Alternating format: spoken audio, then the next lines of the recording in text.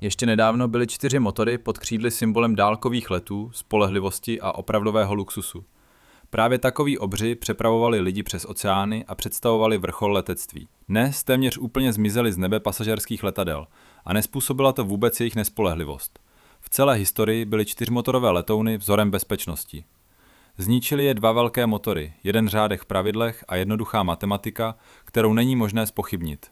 Teď si vysvětlíme, jak k tomu došlo. Část první. Když byly 4 jedinou možností. Abychom pochopili důvod zmizení, musíme nejprve pochopit důvod vzniku. A tady nás čeká první překvapení. 4 motory původně nebyly výhodou, ale nuceným opatřením. Přenesme se do rané reaktivní éry. První proudové motory byly podle dnešních měřítek slabé. Tah jednoho motoru stačil na velmi skromné hodnoty. Aby se vzneslo do vzduchu velké cestovní letadlo, schopné letu přes oceán, bylo nutné sesbírat potřebný tah z více takových motorů. 1 nebo 2 by prostě nestačily. Letadlo by bylo buď velmi malé, nebo by nebylo schopné vzlétnout s plným nákladem. Proto první proudové linkové stroje vznikaly výhradně 4motorové. Jinou cestu inženýři neměli. Ale nebylo to jen o tahu. Byla tu i druhá, mnohem závažnější příčina – spolehlivost. Rané proudové motory se porouchávaly nesrovnatelně častěji než dnešní. Selhání motoru během letu nebyla exotická událost. Byla to běžná nepříjemnost, na kterou se připravovalo a kterou se pravidelně nacvičovalo. A právě zde 4 motory dodávaly to, kvůli čemu byly instalovány – rezervu. Pokud jeden ze 4 selže, zůstanou 3 a letadlo klidně pokračuje v letu. I porucha 2 motorů ze 4, ač vážná, neznamenala katastrofu. Nad oceánem, kde jsou od nejbližšího letiště tisíce kilometrů, taková rezerva nebyla luxusem, ale podmínkou přežití. Právě proto vzniklo pravidlo, které určovalo podobu dálkové letecké dopravy na desítky let. Nad oceány a pustými oblastmi létají letadla s více než 2 motory. Dvoumotorová letadla měla takové trasy prostě zakázané. Regulátoři je nepovažovali za dostatečně spolehlivá pro let daleko od náhradních letišť. Z tohoto pravidla vyrostla celá mezidobí, doba 3motorových letadel. Logika byla kompromisní.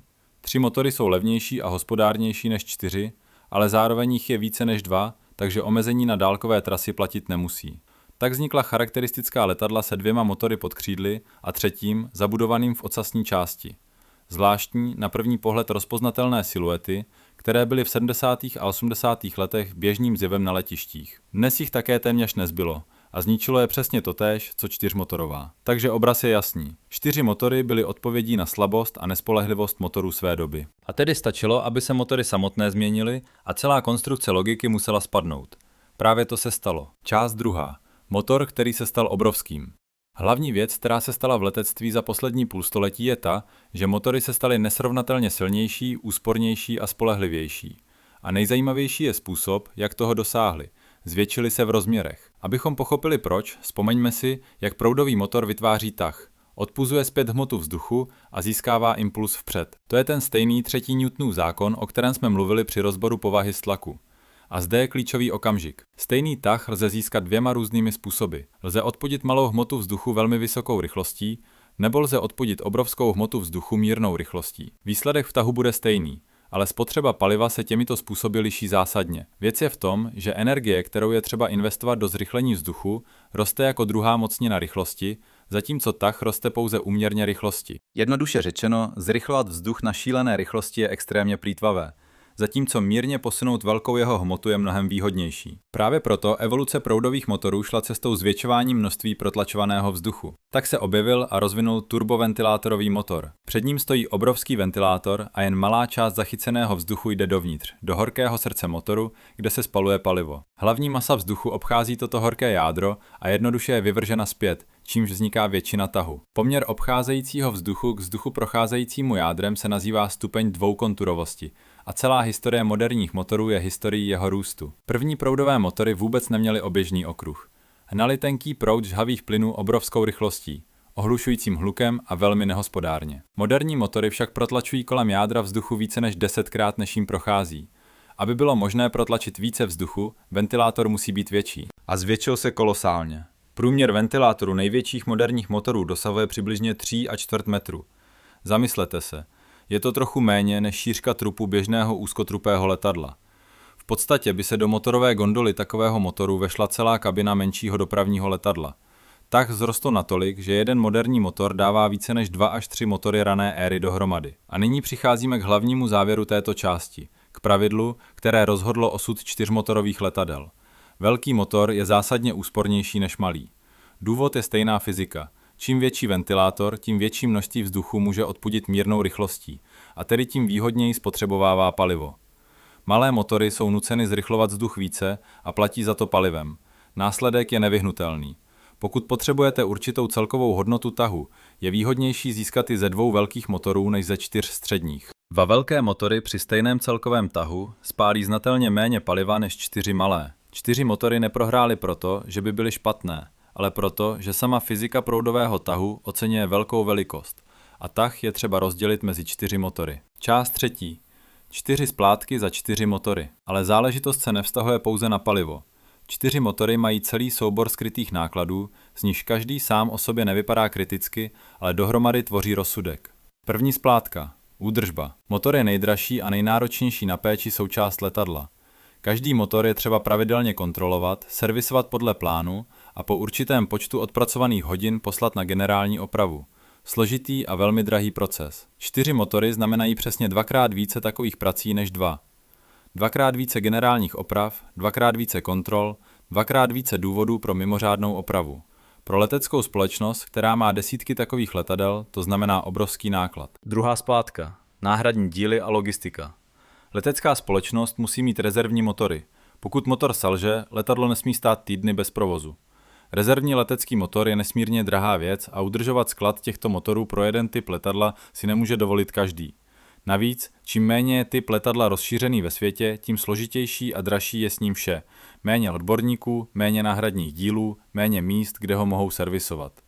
Čtyřmotorové giganty, které se staly vzácnými, se ocitly v tomto začarovaném kruhu. Třetí splátka, aerodynamická, a ta je nejméně zřejmá. Každý motor je zavěšen v samostatné motorové gondole, aerodynamickém krytu, zavěšeném pod křídlem na závěsu. Ať je gondola jakkoliv aerodynamická, přesto narušuje proudění vzduchu a vytváří odpor.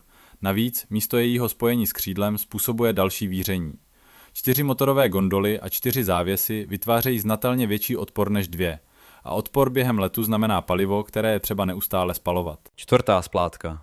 Hmotnost a zátěž na konstrukci. 4 motory se vším příslušenstvím, úchyty, palivovými systémy, protipožární ochranou a elektroinstalací váží více než 2 motory stejného výkonu dohromady. A každý kilogram navíc na palubě znamená palivo, které je nutné spotřebovávat po celou dobu životnosti letadla. Sečtěte to všechno dohromady.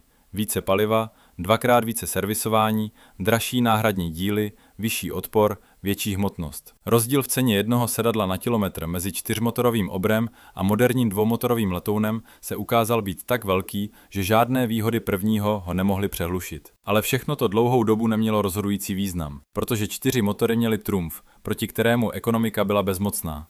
Jen oni měli právo létat nad oceány. A dokud toto pravidlo platilo, obři byli nenahraditelní. Část 4. Pravidlo, které všechno drželo. Takže hlavní pevnost 4motorových letadel. Regulační omezení letů daleko od letišť. Pojďme si vysvětlit, jak jsou nastavená. Podstata je jednoduchá. Když u 2motorového letadla selže jeden motor, ten druhý musí dopravit stroj na nejbližší vhodné letiště. To znamená, že letadlo nesmí odlétat od takového letiště dále, než kolik zvládne uletět na jednom motoru v přiměřeném čase. Odtud vznikl systém omezení. Každému typu letadla je přiřazen povolený čas letu na jednom motoru do náhradního letiště a trasa je vedena tak, aby v každém jejím bodě byla dodržena tato hranice. Zpočátku byl limit velmi skromný a to v podstatě zavíralo 2motorová letadla u břehů. Střed oceánu byl mimo dosah, protože tam se nacházelo nejbližší letiště vzdálené více než hodinu letu. Právě proto oceánské trasy desetiletí patřily 4 a 3motorovým strojům. Pak se stalo to, co rozhodlo výsledek. Motory se staly spolehlivými. A to nejen trochu, ale radikálně. Moderní proudový motor je jedno z nejspolehlivějších technických zařízení, které člověk kdy vytvořil. Případy vypnutí motoru za letu jsou tak vzácné, že se počítají na jednotky za 100 000 hodin provozu. Po nazbírání statistik začali regulátoři postupně rozšiřovat limity. Nejprve limit zvýšili na 120 minut, a to už otevřelo 2motorovým letadlům mnoho oceánských tras. Pak na 180 minut, což umožnilo přeletět Atlantik téměř po všech spojích. Následně se objevily limity přes 200 minut a potom 330. Nakonec moderní dálkové 2motorové letadlo získalo limity kolem 370 minut, tedy více než 6 hodin letu na jednom motoru do nejbližšího letiště. Uvědomte si rozsah tohoto čísla. Více než 6 hodin je dolet, kdy na téměř celé zeměkouli, včetně nejopuštěnějších oblastí oceánu a polárních končin, lze nalézt letiště v dosahu. Jinými slovy, omezení přestalo omezením být. Pro dvoumotorové letadlo se otevřely prakticky všechny komerčně smysluplné trasy na světě. A v tuto chvíli zmizela poslední výhoda 4 motorů. Dříve volba zněla: buď nehospodárný obří stroj, který může letět všude, nebo hospodárné dvoumotorové letadlo, kterému jsou dlouhé trasy uzavřené. Nyní zněla volba jinak: buď nehospodárný obří stroj, nebo hospodárné letadlo, které také může letět všude. Takto postavená otázka sama nabízí odpověď. Jeden zvláštní paradox této historie je, že pravidla vymyslená pro dvoumotorová letadla se nakonec rozšířila i na čtyřmotorová. Poslední z velkých jumbo také dostal svůj limit podle tohoto systému. Vyhrávající pravidla pohotila i poražené. Část 5. Cestující, který nechtěl přestupy. Zatímco inženýři soutěžili v úspornosti, změnilo se ještě něco dalšího. A úder z této strany byl pro giganty neméně těžký. Změnily se samotné trasy a zvyklosti cestujících. Dlouhou dobu se světové letectví budovalo podle schématu, které nazývají uzly a paprsky. Logika je taková: cestující z celé země nebo regionu se sbíhají malými letadly do jednoho velkého uzlového letiště, tam přestupují do obrovského letadla, které je přepraví přes oceán do jiného takového uzlu a odtud se rozjíždějí malými lety do svých měst. Obrovské letadlo je v tomto schématu ústředním článkem. Pouze ono je schopné najednou přepravit zástupy shromážděné z mnoha směrů. Právě pro tento model byly vytvořeny největší dopravní letadla v historii. Počítalo se s tím, že svět se zhušťuje, velká letiště budou ještě větší a přepravy se budou soustředit k několika gigantickým uzlům, mezi nimiž budou jezdit superkapacitní stroje. Ale vše šlo jinak. Ukázalo se, že cestující nemají rádi přestupy. Lidé jsou ochotni platit za to, aby letěli přímo ze svého města do cílového, aniž by trávili hodiny přestupem na cizím letišti. Úsporná dvoumotorová letadla střední velikosti s velkým doletem umožnila tyto přímé lety. Trasa, na které by se nikdy nesešla dostatečná poptávka pro giganta, se plně vyplatí na letadle s poloviční kapacitou. Místo jednoho obrovského letu mezi 2 uzly se objevilo 10 přímých letů mezi 10 páry měst. Toto schéma se nazývá z bodu do bodu a postupně vytlačilo to původní. Existuje i druhý důvod, čistě komerční, riziko. Gigantické letadlo je výhodné pouze tehdy, když je téměř plně obsazeno. Jakmile poptávka trochu poklesne, let se stává ztrátovým, protože náklady na provoz obrovského stroje téměř nezávisí na počtu cestujících na palubě. Letadlo s poloviční kapacitou je v tomto ohledu pro leteckou společnost mnohem bezpečnější. Je jednodušší ho zaplnit a pokud poptávka vzroste, lze jednoduše přidat druhý let. Flexibilita a četnost se ukázaly jako cennější než kapacita. Přidejte sem preference cestujících, kterým je pohodlnější vybírat z několika denních odletů, než přizpůsobovat se jedinému letu giganta. A je jasné, že obchodní model, pro který byly stvořeny čtyřmotorové obři, je prostě překonaný. Část 6. Kronika západu. Teď si to všechno složme dohromady a podívejme se, jak obři odcházeli. Protože neodešli najednou, ale vlnami a každá vlna měla svůj impuls. První úder zasadilo palivo. Na začátku 2000 ceny paliva prudce vzrostly a rozdíl ve spotřebě, který dříve byl jen nepříjemností, se stal rozhodujícím. Právě tehdy začaly padat objednávky na čtyřmotorový dálkový evropský dopravní letoun. Byl to skvělý stroj, ale nesl 4 motory středního výkonu místo 2 velkých. A v nové palivové realitě se to ukázalo jako rozsudek. Výrobce se snažil program zachránit vzdálenějšími a prostornějšími verzemi, ale objednávky vyschly a výroba byla ukončena. Druhý úder zasáhl největší dopravní letadlo v historii, dvoupatrového Obra. Byl vytvořen jako vyvrcholení konceptu s uzlovými letišti a na papíře měl vše perfektní. Rekordní kapacitu, komfort, ticho v kabině. Ale v době jeho rozkvětu svět už směřoval k přímým letům a hospodárné dvoumotorové stroje se naučily letět kamkoliv. Objednávek ubývalo, program prakticky držela jediná letecká společnost, jejíž obchodní model byl právě založen na obrovském uzlu. Když i ona omezila objednávky, další pokračování bylo zbytečné. Výroba byla ukončena a poslední kus byl předán objednateli. Jako třetí odešel legendární Jumbo, ten dvoupatrový silueta s charakteristickou hrbou, který půl století byl tváří celé civilní letecké dopravy. Jeho cestovní verze letecké společnosti postupně vyřazovaly z flotil jednu za druhou a pak byla ukončena i výrobní linka. Symboličtější závěr je těžké vymyslet. Letadlo, které kdysi zpřístupnilo dálkové lety pro masy, odešlo poraženo stroji, které se staly možnými díky jeho vlastnímu odkazu. Samostatným urychlovačem byla pandemie. Když pasažérský provoz klesl, letecké společnosti musely rozhodnout, které letadlo vrátit do provozu jako první a které už nikdy. Odpověď byla jasná. Vracely se ekonomické, flexibilní, střední velikosti. Mnoho obrů, kteří byli v té době odstaveni, už zpět do oblak neletělo. Jejich vyřazení bylo jen o pár let odloženo. Pak se poptávka obnovila, ale návyk počítat každý litr paliva zůstal a čtyřmotorové obry už nikdo nevracel. Část 7. Vrátí se 4 motory? Než se rozloučíme, je třeba objasnit. 4 motory z oblohy zcela nezmizely. Prostě odešly z osobní letecké dopravy do těch oblastí, kde jejich přednosti i nadále výrazně převažují. První takovou oblastí je nákladní doprava. Mnoho bývalých osobních gigantů dostalo druhý život v nákladní verzi a slavný Jumbo s otevíratelnou horní částí přídě stále zůstává jedním z nejlepších nákladních letadel na světě. Lze do něj nakládat dlouhé náklady přímo přes příď. Druhou oblastí je vojenská a speciální letectví. Transportní, tankovací, průzkumné a velitelské stroje, kde jsou požadavky na zásoby a životnost zcela jiné než v komerci. Třetí je přeprava nadrozměrných nákladů, kde není důležitá úspornost, ale samotná možnost zvednout a odvést něco obrovského. A existuje šance na návrat do osobního nebe? Úplně to vyloučit nelze a tady je hlavní argument pro takovou možnost. Přeplněnost letišť. Největší světová letecká uzlu narážejí na limit počtu vzletů a přistání, jejichž povolení, takzvané sloty, se stávají nedostatkovým a velmi drahým zdrojem. Pokud letecká společnost nemůže zvýšit počet letů, jediný způsob je přepravit více lidí, je vozit je většími letadly. Dvoupatrový obr v době umožňoval přepravit na jednom slotu téměř 600 lidí, dvakrát více než běžný širokotrupý dopravní letoun. Jak roste nedostatek slotů, tento argument může opět zaznít. Pravda, i v tomto scénáři se 4 motory pravděpodobně nevrátí. Fyzika, o které jsme mluvili, se nikam nestratila. Pokud bude potřeba velmi velké letadlo, téměř určitě ho postaví s 2 motory neuvěřitelné síly a ne se 4 středními. Trend směřuje právě tímto směrem. Nejvýkonnější současné motory už jsou schopné sami táhnout stroje, které dříve vyžadovaly pár. Nakonec několik faktů, které doplní obraz. První. Všimněte si, jak krásně se uzavřela logika. 4motorová letadla vznikla kvůli nespolehlivosti motorů a zmizela kvůli jejich spolehlivosti. Tentýž parametr, pravděpodobnost poruchy motoru, se pohybuje jedním směrem. Nejdřív vytvořil celou třídu strojů a pak ji zničil. Málo kdy se stává, že osud obrovského odvětví závisí na jedné technické charakteristice. Druhé. Je třeba říci přímo. Snížení počtu motorů nijak nezhoršilo bezpečnost letů. Dvoumotorové letadlo musí podle norem bezpečně vzlétnout, nabrat výšku a pokračovat v letu s jedním nefunkčním motorem a pravděpodobnost poruchy obou nezávislých motorů během jednoho letu je mizivá. Statistiky posledních desetiletí to potvrzují. Letectví je bezpečnější, ne nebezpečnější zároveň se zavedením 2 motorů. Třetí. Odchod obrů má i výrazný ekologický efekt.